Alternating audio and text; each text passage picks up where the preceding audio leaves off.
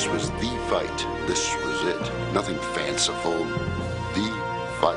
That said it all. It was the essence of one against one. This stoic man from Beaufort, South Carolina, against this handsome, brash, outspoken guy became bigger than life.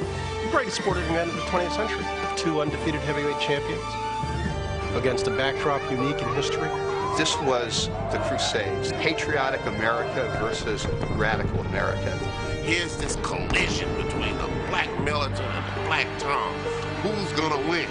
It was what boxing was meant to be, a real killing ground. It was a fashion show. It was a celebrity walk. Everybody from every aspect of the entertainment and sports industry was there. On March 8, 1971, the eyes of the world were focused on a small square of illuminated canvas. Whatever you did, whoever you were, that night, that's where you wanted to be.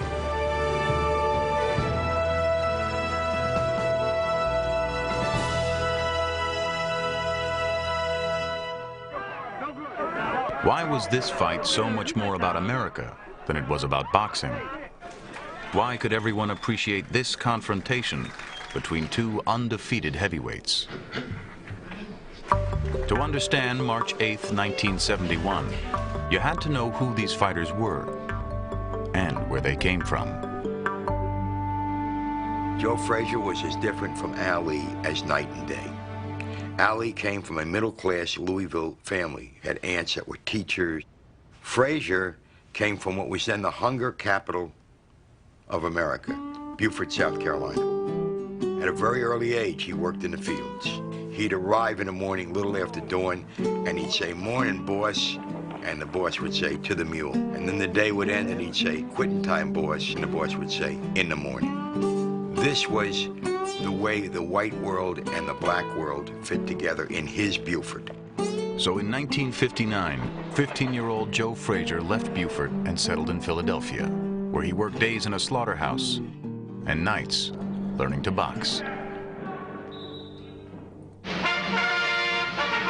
The most exciting fighter in Rome this year was Cassius Clay. That was his name then, a 19-year-old Olympic gold medalist who suddenly was the talk of boxing. I was shadow boxing early in the day. I figured I was ready for Cassius Clay. Said, "Fee, fi, fo, fum, Cassius Clay, here I come." We're gonna float like a butterfly and sting like a bee. Hey! Rumble, young man, rumble. Hey! The most charismatic athlete I've been around. The whole current to his behavior was to amuse and to entertain. And if you like to lose your mind, be a fool in their own time. There were a lot of fools. In their 1964 title bout, Sonny Liston was a 7-1 favorite. Another jarring right hand that time, folks. Another one. Sonny Robo. But the Louisville Lip had the last word and the loudest. We start saying, "I'm pretty, I'm the greatest." Things like that we'd never said before. And we say them anywhere, and we started looking at ourselves like we were pretty and that we were great because of Cassius Clay. But now that he was the champ, he suddenly announced that he was a black Muslim. I charge the white man with being the greatest liar on earth. A group of Negro dissenters is taking to street corner stepladders across the United States to preach a gospel of hate. The Nation of Islam, as we know, was dominated primarily by ne'er-do-wells, criminals, ex-prostitutes, drug dealers, pimps, pushers, etc. So to have a guy who didn't have a prison record was a radiant young man of the moment come into that organization with a very big coup. Cassius is not my name no more. Officially Muhammad Ali now. Muhammad Ali, right. Muhammad Ali. That's my name. For Cassius Clay to announce that he was now a member of the Nation of Islam, I think it sent, in many ways, shockwaves through the white establishment. And, of course, the end of the love affair with Cassius Clay, despite his skills as a fighter. Joe Frazier of Philadelphia, 6'1", 196 pounds, a hard hitter. Even with a dislocated thumb, Joe Frazier won the Olympic heavyweight gold medal at Tokyo in 1964, 4 years after Ali had won his. But when Joe returned to Philadelphia, That gold medal did not pay the bills. Joe Frazier came home from the Olympics with a busted thumb and a busted bankroll. He didn't even have a job. It's close to Christmas, and I'm doing a radio show, and I asked the listeners to contribute toys for Joe's kids.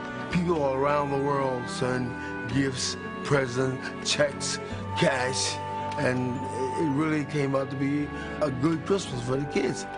Because his thumb needed surgery, Joe waited nearly a year to make his pro debut in August 1965, a first-round knockout of Woody Goss. His payday? Joe kept the money from the tickets he sold to his own fight, about $125. And I remember the guy from the Associated Press asking Joe, did he want to fight Clay next? And Joe said, hey, slow down a little, you know. That December, 40 Philadelphia businessmen, black and white, formed Cloverlay Inc. to back Joe's career. He got $100 a week, a percentage of the purse, and financial peace of mind. They put together 80 shares at $250 a share, but nobody thought they were going to get rich on this. Under the tutelage of manager Yank Durham, Frazier's career was building steadily, but not spectacularly. He was undefeated, but went largely unnoticed. At that time, there was only one fighter who got all the attention. I'm the resurrect of the fight game. You are. If it wasn't for me, the whole thing would be dead. I guess that's true. He was the champ, and I was coming along 4 years behind, and I said, I don't believe that he could whip me. I remember in 1966, Joe and I were at the Concord Hotel, and we were watching TV, and we were watching Muhammad Ali fight Henry Cooper, and he's saying, if I had that opportunity to be within the ring, he'd be laying on his back right now. I just want that opportunity, man. But in 1967, the U.S. government's selective service system would beat Joe to the punch.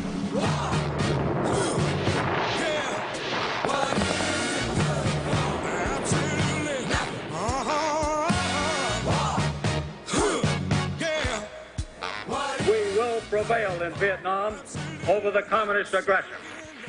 Cassius Clay, or as he prefers to be called, Muhammad Ali, reports to an Army induction center in Houston, Texas. However, he says he will refuse on religious grounds to take the Army oath, an act that could cost him a $10,000 fine or a 5-year prison sentence or both. He didn't understand why we were fighting a war thousands of miles away, and what would happen if the communists won. What would it mean? Hello? Are you missing silverware at home? I felt going to war would help my people receive their freedoms just as inequality. You wouldn't have to draft me, I'll go tomorrow.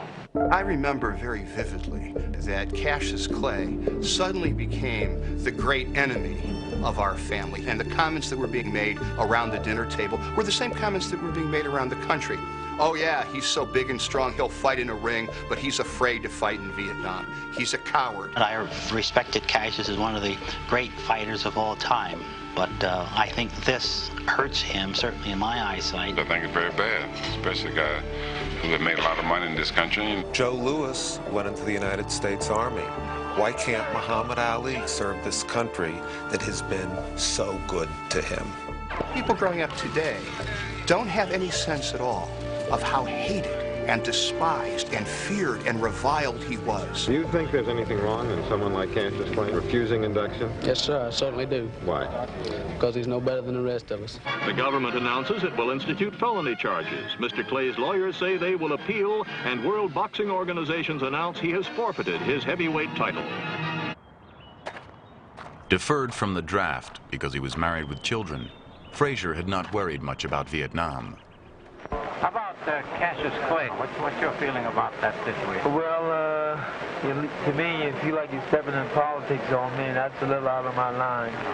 I mean, about fighting him, how do you think you'd make out? I would love to fight Clay. It was a big disappointment to me, but therefore I had to go on with my life. But I say to myself that we know the rules and regulations of our land, and if he didn't fulfill it, well, therefore, whatever the consequence that he had to pay, that was his thing.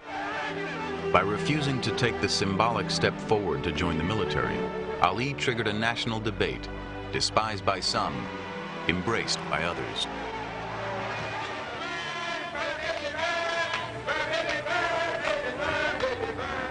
Cassius Clay took an honorable stand. He refused to be forced to go against his conscience. You support him? I support him and everybody like him. Here was this black fighter who refused to go to Vietnam, was willing to give up his career and his livelihood. That was awesome.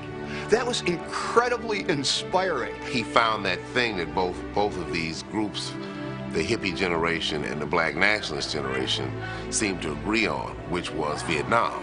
You could see the country actually dividing over what? Over a prize fighter.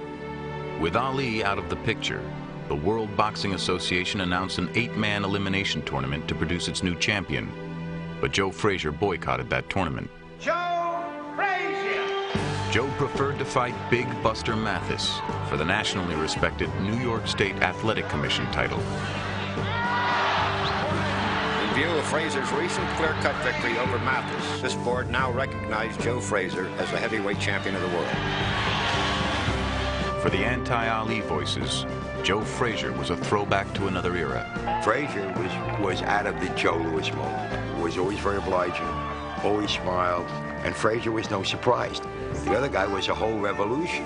I'm champion with the people. To be recognized here in America and throughout the world, Asia and Africa, he's got to whoop me. Joe Frazier filled in a blank space, which was vacated by Muhammad Ali.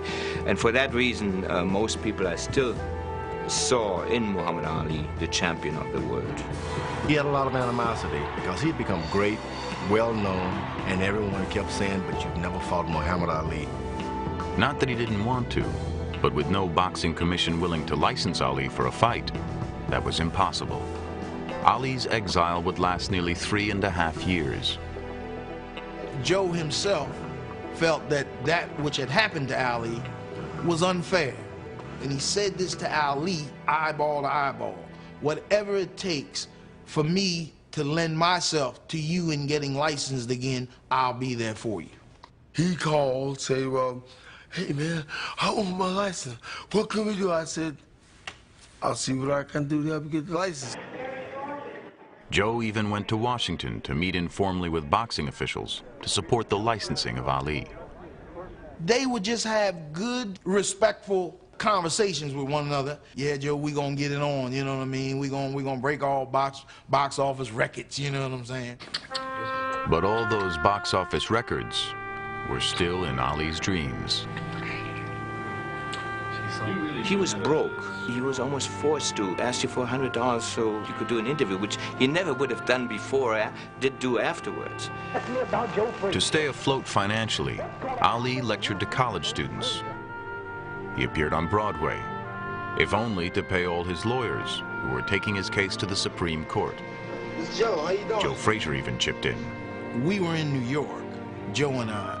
Boondini Brown happened to see us pull up to the hotel and said they were having a problem with Ali's bill.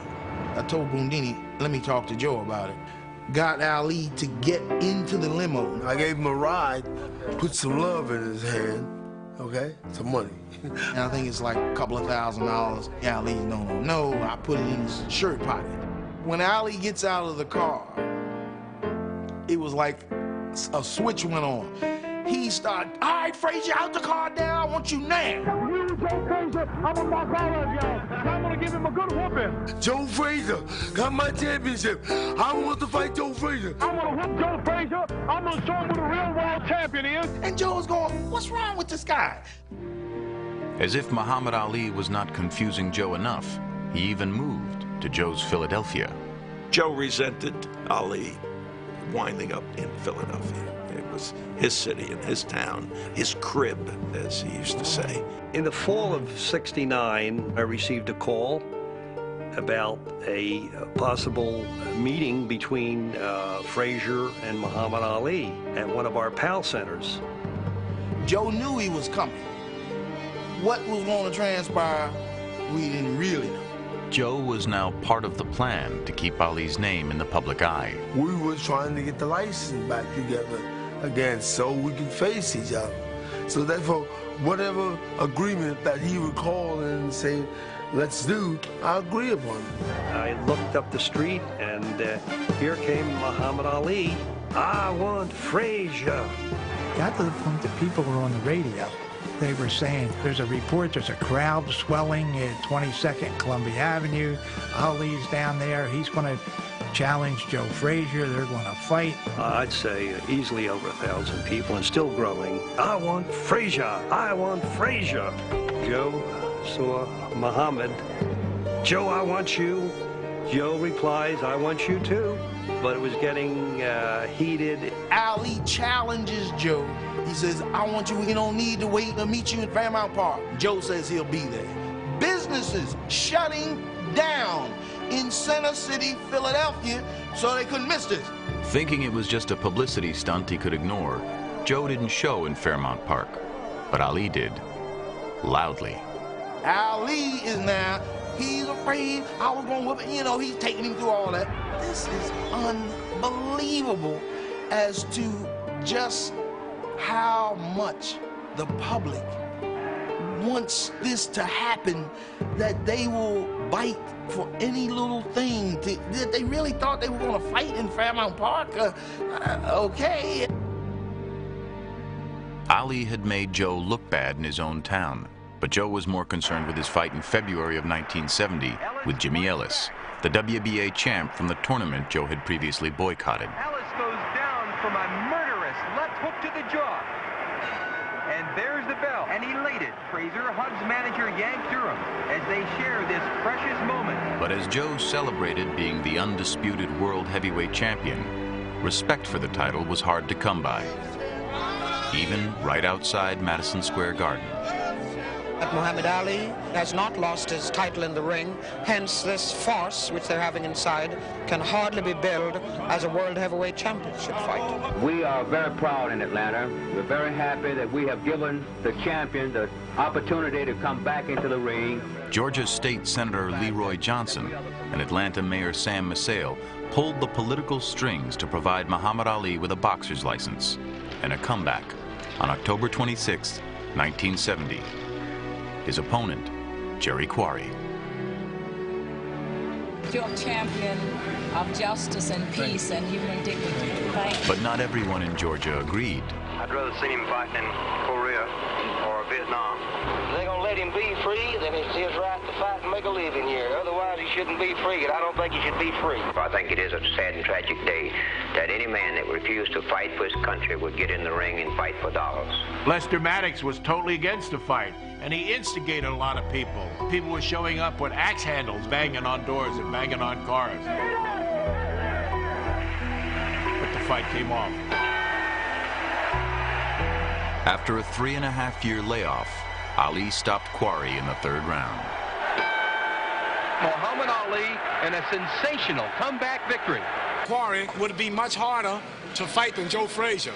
Joe Frazier would be easy to hit. Relicensed in New York after a federal court order, Muhammad Ali then endured a 15-round battle with Argentina's Oscar Bonavena.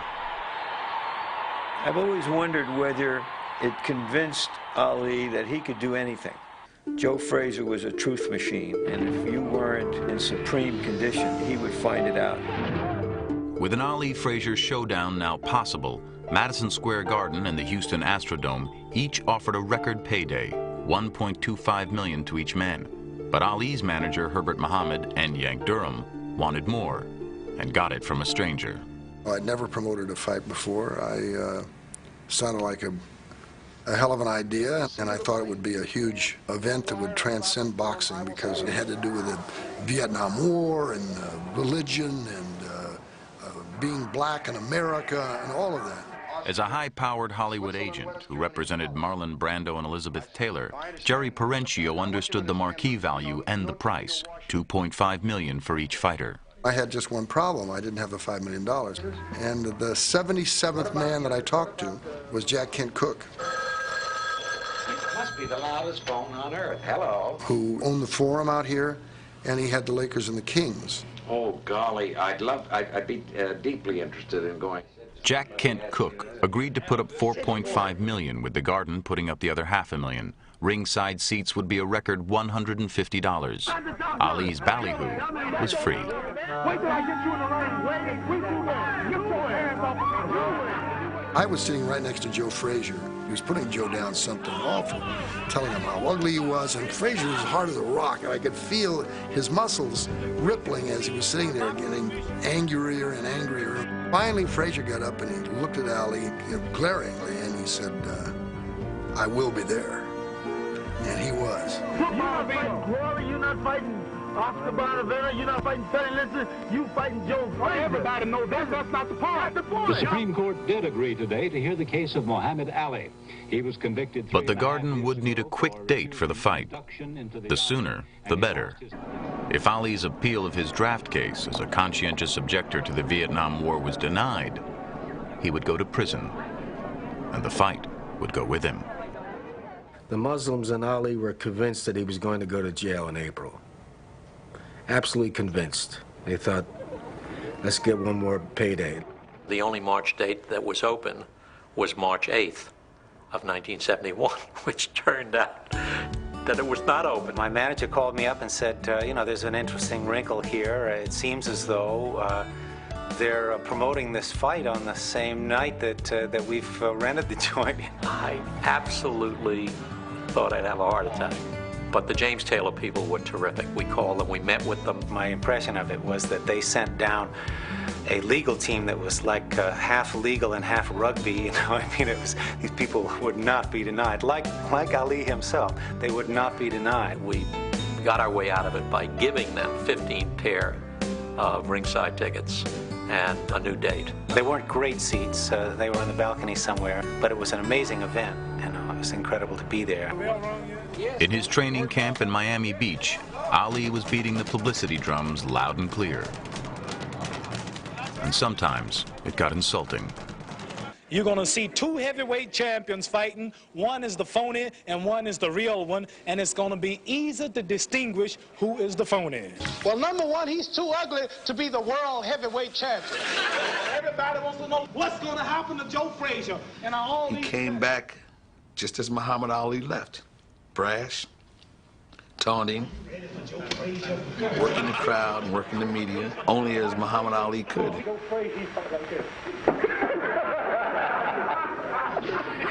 a lot of punches, his nose is flat, he's ugly, he can't talk. Look how scared I am. Y'all me sticking on you.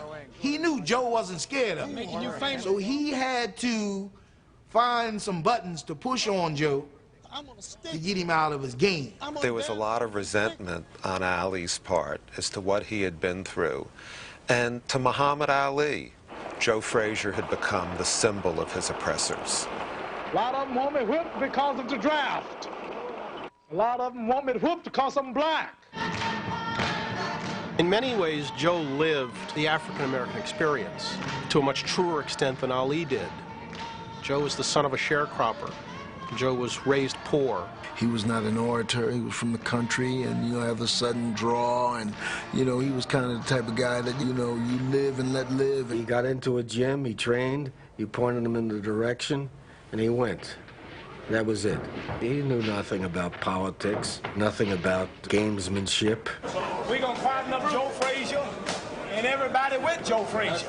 Ali defined him in public as some kind of a white man's Negro, ass-kissing, Uncle Tomming, never stood up for anything except a person in the ring. Plus, you're not a good-looking guy, and you're dumb.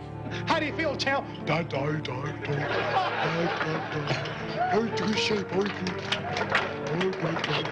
As Joe saw it, look, I'm just a fighter. Let's get in the ring and let's fight. He didn't understand all of these assets of showmanship that Ali brought to the fair and that Ali rained down upon Joe. I ain't bothering him, don't he bother me. My mind just go, you know, why this guy doing this? I mean, why you have to say these things about me? Hey, I'm a Tom, you know what I mean? I'm a white man champ. That wasn't what it's all about. It's about being a champ for the world, represent everybody. It got very ugly. I asked one of his wives, what did Ali really think of Frazier? She said he thought that he didn't understand what was happening around him, and he thought truly that he was a pure nigger. I like Joe, and Joe in his innocence was representing white America. in his innocence. And that will incense a revolutionary who's trying to make change, and no doggone well there's no equality. But I think there's a cruelty in calling people certain kind of names. Better violent to die than to Uncle Tom and try, making peace to live a lie. Yank Durham and myself is responsible for Clay to get a license. And after he got a little foothold, you know what I mean, he tried to do everything and say everything to put me down. The thing that really, I believe, hurt my dad was that he gave his heart, his soul to help another brother, and then that brother comes back and then like a knife cuts him. Definitely I was a Tom. I had Tom for him, so he get a license to fight again. I would get in all kind of trouble in school, and the majority of the kids like, Ollie's gonna whip your dad. You know, your dad can't fight, you know what I mean? Why you say that? Why you say my dad? Well, because he's the Tom. I'm like, what? Yeah, my dad ain't no Tom, you know? And in the black community, those are harsh words. This is their dad, you know what I mean? And why are people being rude to them and cruel? So it built up an anger that he felt the only way to strike back was to get Ali in that ring and beat his ass. Ali's taunts could be cruel, racially cruel. That's what you are, Uncle Tom. Earlier in his career, he had tormented both Ernie Terrell and Floyd Patterson. Call me Muhammad Ali, not Cassius Clay. This is what Muhammad Ali is saying to him the whole time. He actually punished those men in the ring because they refused to call him Muhammad Ali. So here was Joe Frazier, his next victim, so to speak. And the next one to ignore Ali's chosen name. What do you call Muhammad? Did you? No, I call him Clay. You call him Clay? Yeah. He called me Tom, called me the white man's champ. So therefore I said, hey, Cassius. I'm gonna beat your butt until you call me I know that would make him mad.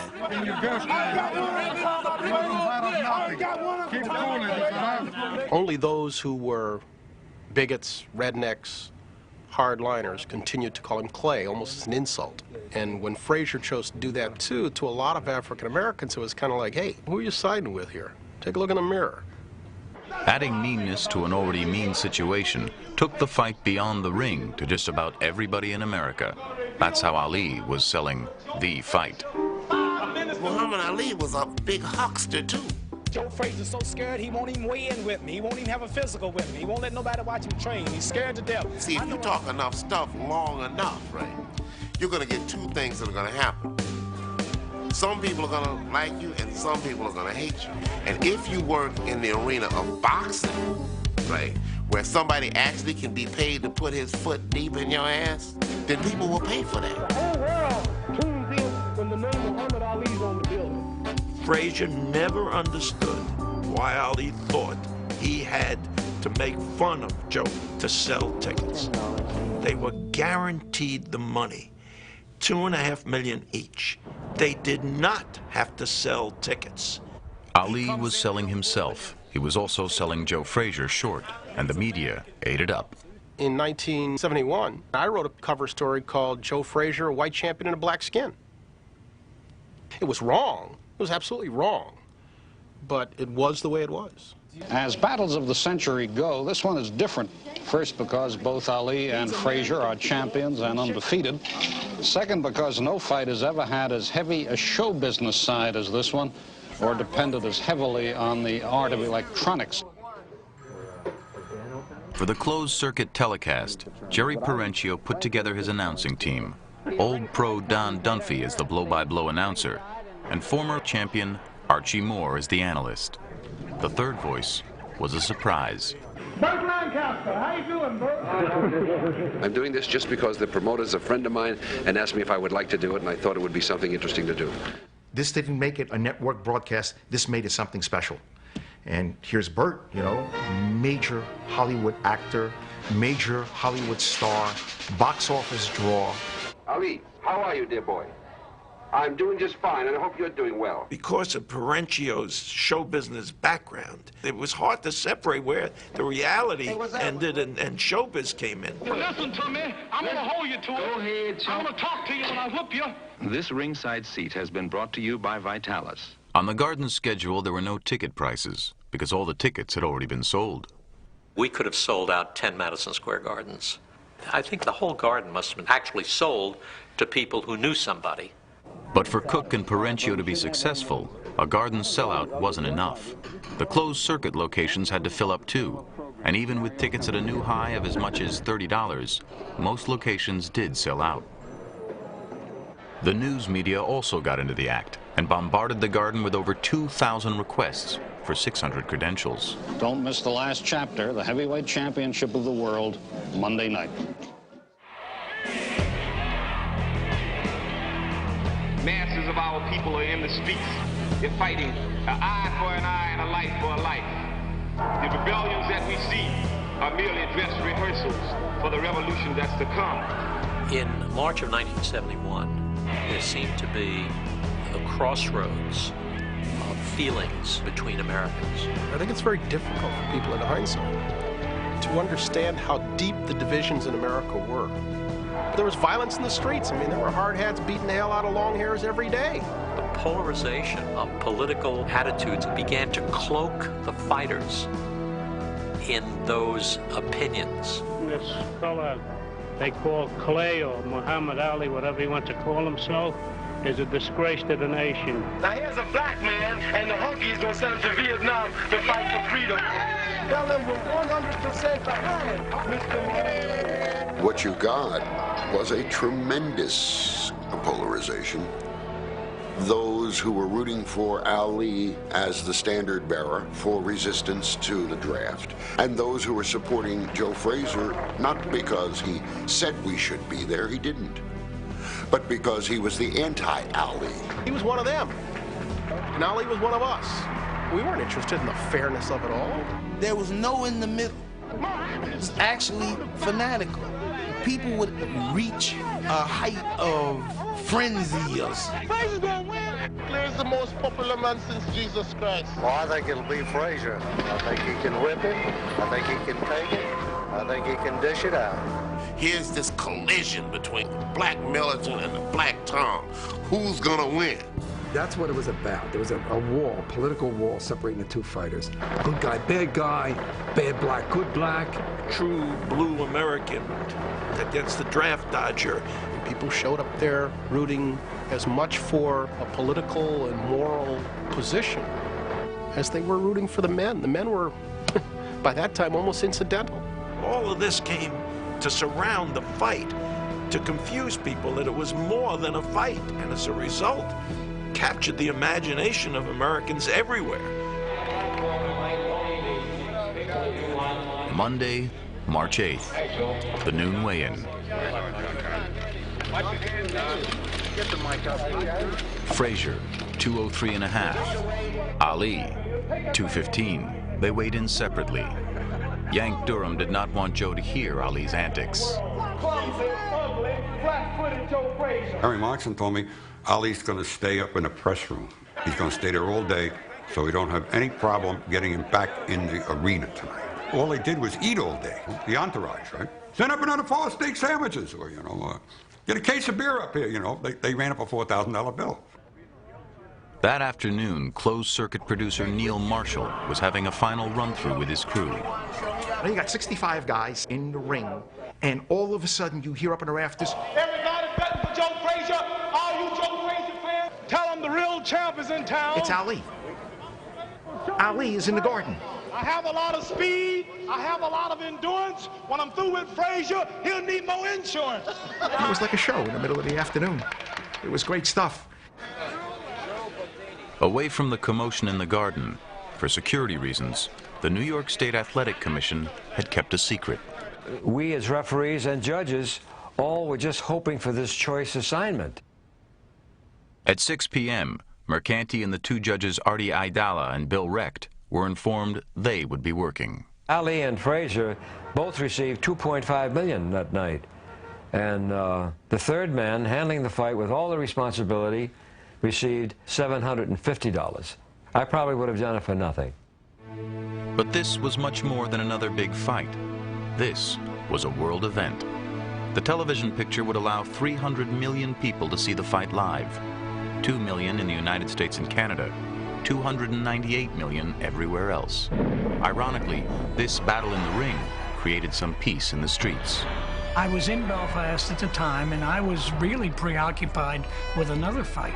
At that time, there was a tragic internecine feud going on between the breakaway Stalinist wing of the IRA and the provisional IRA. This was life and death time for people involved in the Republican struggle. And the feud ended as quickly as it began. And one of the reasons was that the Frazier-Ali fight was coming on television, and nobody was going to be out in the street gunning for somebody else when that fight was coming on.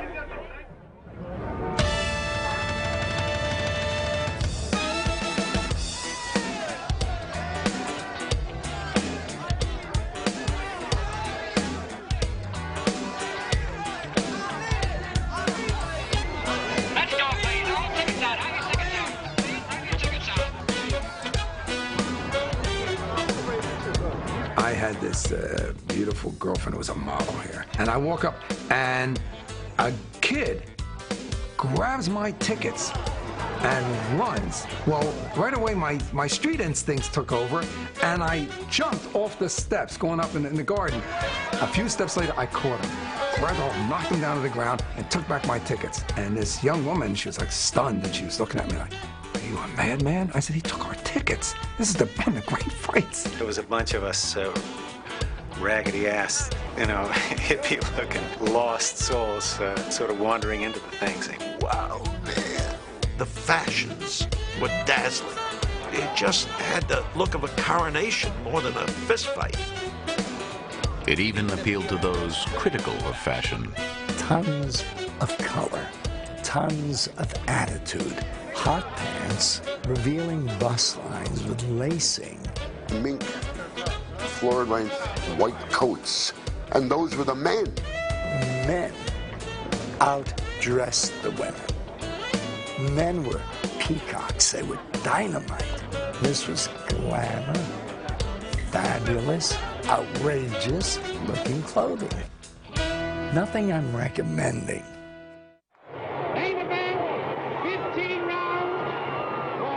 I've been in a lot of rooms in my life.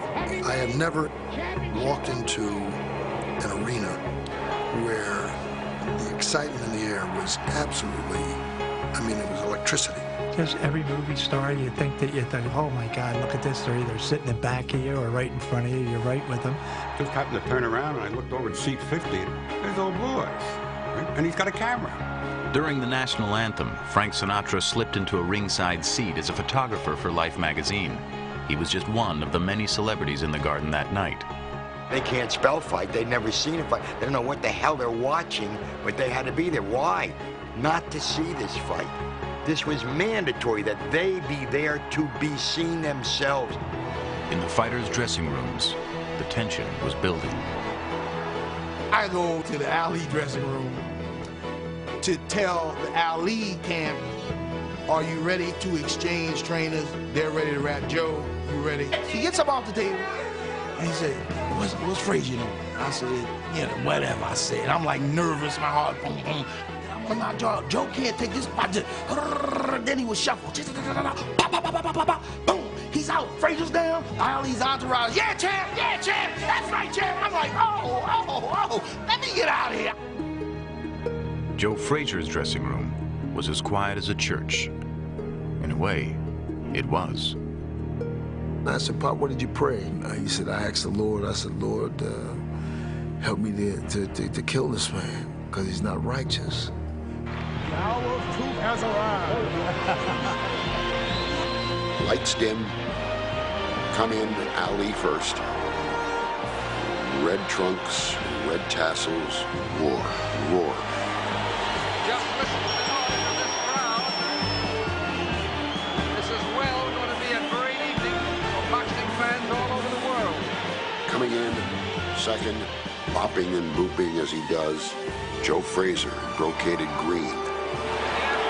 Joe Frazier, ladies and gentlemen. There seems to be a mingling of boos along with the applause. I don't know why. This man is a gallant champion. didn't see anything, didn't hear anything, just him. Focus on him. Nobody else but him. For the first time in heavyweight championship history, we have two undefeated fighters in there. Ali was whipping around the ring and around Joe. And everybody thought, well, he's taunting Joe, he's doing his act. And Ali said later that he was just saying, $2.5 million. Can you believe it? $2.5 million. I don't know if anybody heard the introductions. Introducing from Louisville, Kentucky, here is Muhammad Ali. His opponent from Philadelphia, Pennsylvania, the heavyweight champion of the world, Joe Frazier. I imagine it was like the Roman Colosseum. Joe Frazier, 26-0. Muhammad Ali, 31-0, were together at last. For Frazier, it was the opportunity to silence the voice that had tortured him. For Ali, he was back where he belonged, waiting for the bell with the heavyweight championship at stake.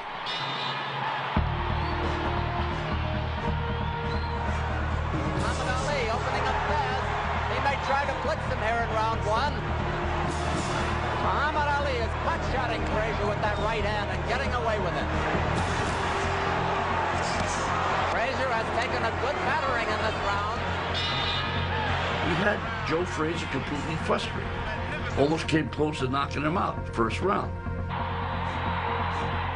Defying the sands of time, Ali quickly got the Garden crowd on his side, winning the first 2 rounds on the official scorecards. But Frazier kept boring in. The idea was to get to the body shot, get by that jab. I didn't get through all of it. He lumped me up with some of it. That was going to be his style. He would take 2 to land 1. He would take 3 to land 1. But he would keep coming forward, get close enough to do damage with those short arms. I challenged him to the jab by moving and getting closer. Because I know if I just touch him one time with the left hook, he was going to know about it. The left hook was the punch Joe Frazier needed to land, but it had not landed yet. He put a whipping on Joe's head in those first 3 rounds. I thought Frazier may go, and then it began to turn. Now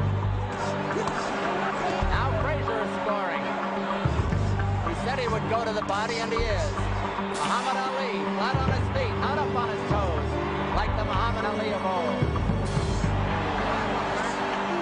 Muhammad Ali may have been told to move more. He's up on his toes for the first time tonight when he was tagged.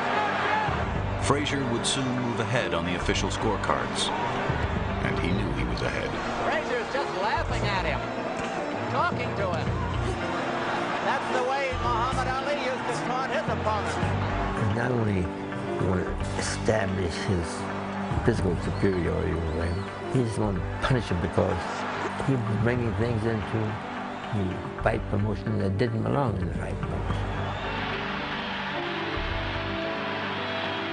Frazier was doing what he said he would do, taking the words out of Ali's mouth. I mean, this is a Joe Frazier who's apparently kept a lot of anger against Muhammad Ali in his heart. What a round. It was definitely a back and forth. I mean, Ali's skill was evident. I mean, he had the ability to make Frazier look bad at times, but Frazier would keep coming forward. As part of most of Ali's fights, there was a prediction. This fight, according to Ali, would end in 6. He said he won't stop me in 6. And I said, 6 is no win. Wicked left hook. And another. Ali almost a sitting duck here. Joe was the worker, never stopped working. Bang, bang, bang. And Ali would be putting his hands up, fooling around here. Those pity-pat punches aren't going to do much for anybody. Ali gave away about 3 rounds because he had that pitter-patter style and then motioning to the audience that he didn't hurt me, etc., etc. Ali will score no knockout in this round. I'm giving him hell because he's playing with the guy. patting him and everything else. I told him, man, come on now. Get it together. Through 8 rounds, the official scorecards had Frazier ahead, but not everyone agreed. Going into the 9th round, it was even. At the 9th round, Ali put on a dazzling show. And Muhammad Ali comes back. He's got a great reserve. Suddenly, Ali found his second win, and you thought, my God, he's doing it again. Frazier was hurt there. Here he comes. Muhammad Ali saved the round. It had ebbs and flows to the action.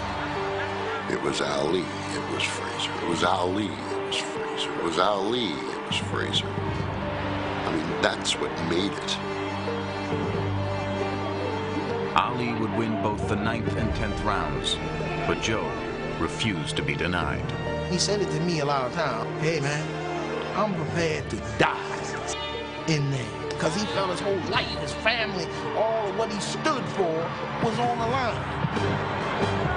Joe trying to get that shot in there. Ali, Muhammad talks to him again. He said, don't you know I'm God? I said, God, you're in the wrong place tonight.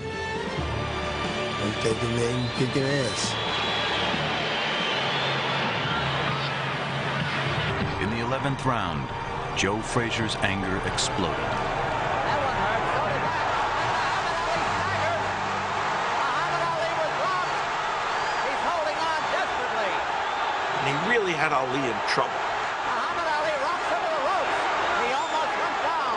For some reason, Joe did not follow up on it.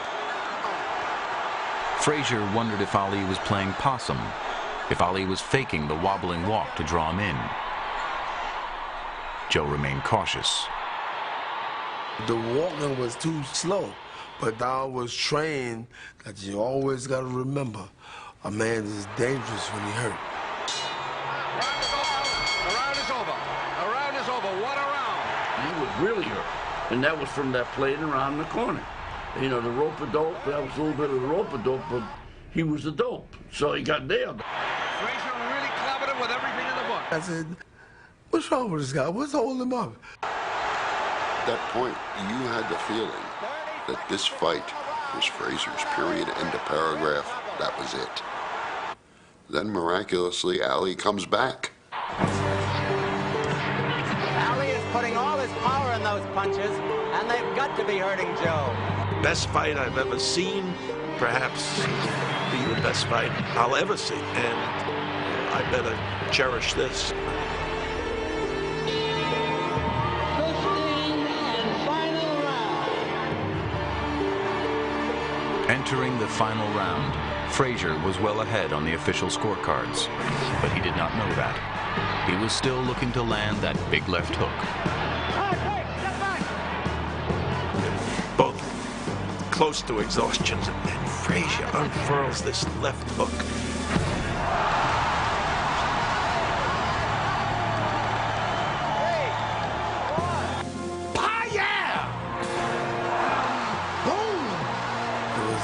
Bam, then boom. A thing of beauty. Short and hard and accurate. The only knockdown of the fight. The crowd, needless to say, is in a bedlam. Oh, what a shot! Muhammad Ali has never taken such a battering. Maybe there was a little doubt in my mind whether I got the decision or not. But when I dusted him off, I mean, I was the most happiest guy in the world. The left hook that took down Muhammad Ali in that 15th round was Joe Frazier's revenge. He had persevered. This was Joe Frazier's defining moment. No one will ever forget what he and Muhammad Ali gave to the world on March 8th, 1971. The winner by unanimous decision and still heavyweight champion of the world, Joe Frazier. Frazier has just scored the greatest victory of his career, of anybody's career. He made up his mind that I'm going to do whatever I can to get Muhammad Ali, even if I die. And that's what did it. Well, here we are in Madison Square Garden. The people are still standing around. Nobody seems to want to go home. I think everybody has been treated to one of the greatest fighting evenings they've ever seen. It was the most eagerly anticipated, closely watched event of my lifetime. These were two of the greatest fighters of all time, and they went at it for 15 rounds. The fight itself, viewed in a vacuum, was extraordinary. In the aftermath of an event that had touched so many, Jerry Perenchio went to console the loser. He had no more left the ring than I headed down there too. He was sitting there, still had his trunks on, and there was this young black woman who was on the floor, and she had her arms around his calf. She was just crying, and you could see that she was emotionally very, very upset. He took this woman's head and gently turned her around. He said, "Diana," he said, "say hello to the man that gave me $2.5 million to get my ass whooped." And it was Diana Ross.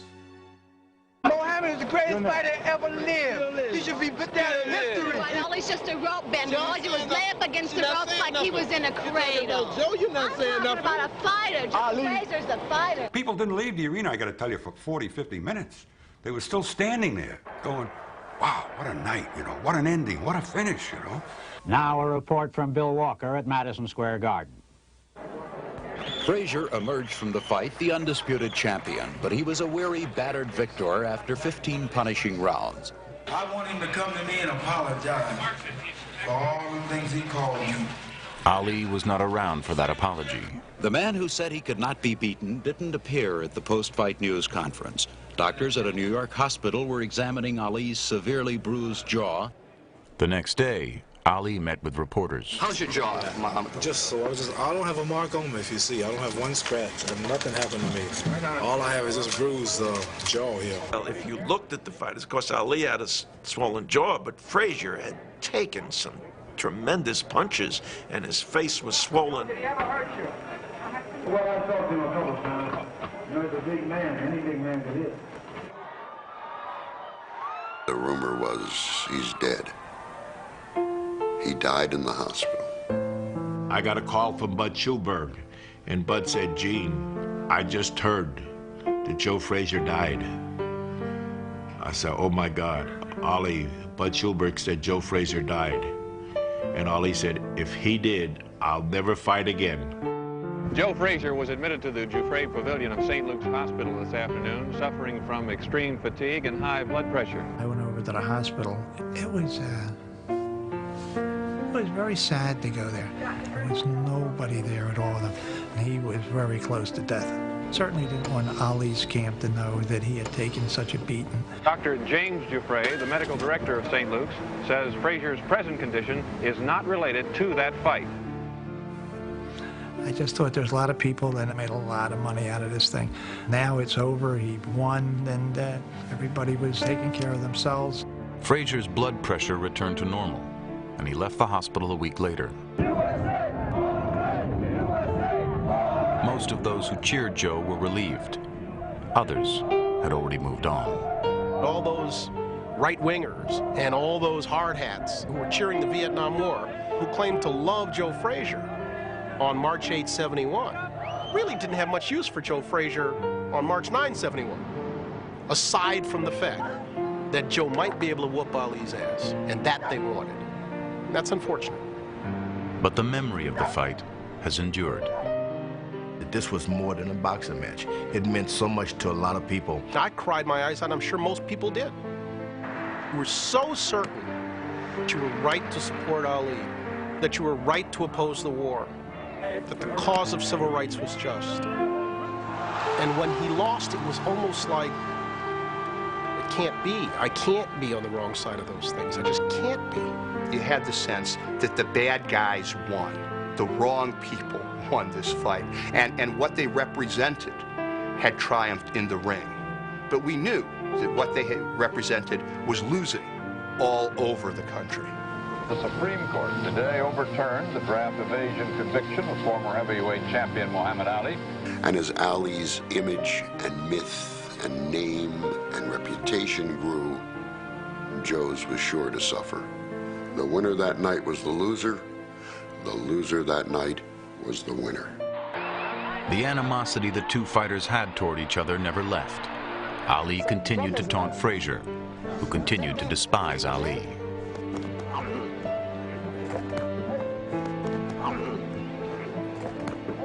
And to add insult to injury, Joe would lose both the rematch at the Garden and the Thrilla in Manila.